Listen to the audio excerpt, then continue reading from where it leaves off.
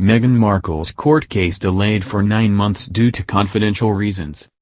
Meghan Markle's request to delay her privacy trial has been approved by a High Court judge after her representatives put forward confidential reasons for the postponement. The trial focused on Meghan's allegations against Associated Newspapers was scheduled to start on January 11 and last approximately 10 days. However, that date has now been vacated and a new trial date is being arranged for autumn 2021. Mr. Justice Warby said a private hearing had been held to protect the confidentiality of the information relied on by Meghan in her application to postpone the trial. Upon ruling on the postponement, he said, "The right decision in all the circumstances is to grant the application to adjourn. That means that the trial date of January 11, 2021 will be vacated and the trial will be refixed for a new date in the autumn." The High Court judge also said the primary basis on which the adjournment was sought was a confidential ground. The judge said a decision would not be taken on Meghan's application for summary judgment, a legal step which would see the case resolved without a trial. Meghan's intention to seek a summary judgment was first announced yesterday. ITV royal editor Chris Shipp wrote on Twitter, "Meghan is still going to apply for a summary judgment so that even the delayed trial is not required, as she claims the Mail on Sunday has no real prospect of defending its actions in law." Associated Newspapers didn't oppose to Meghan's desire to postpone the trial. However, its lawyers asked the judge to consider the situation of the Duchess' estranged father, saying he is elderly and sick and wants and intends to give evidence at trial.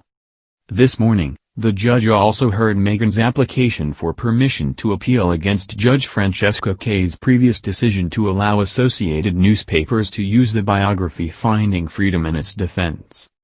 Jane Phillips, representing Meghan, told Mr. Justice Warby, "The new case ought not to have been allowed.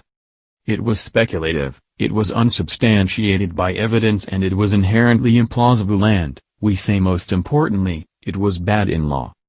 She added that the new case was not only a stab in the dark, but it was a stab in the dark in the wrong room. However, the judge ruled against this appeal, saying, permission to appeal should be refused. Meghan is suing the publisher of the Mail on Sunday, Daily Mail and Mail Online, Associated Newspapers, over the publication of extracts of a private handwritten letter she sent to her estranged father.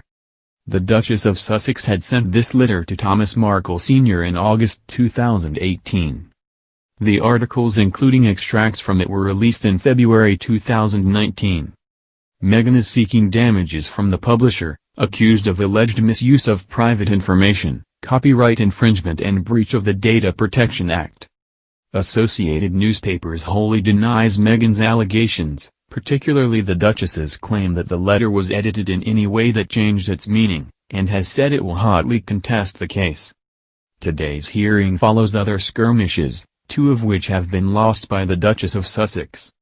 In May, Associated Newspapers succeeded in removing allegations they had acted dishonestly and stoked the rift between Meghan and her father.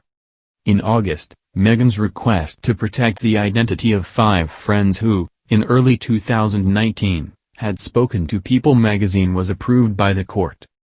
During their interview, these friends briefly mentioned Meghan's letter to her father.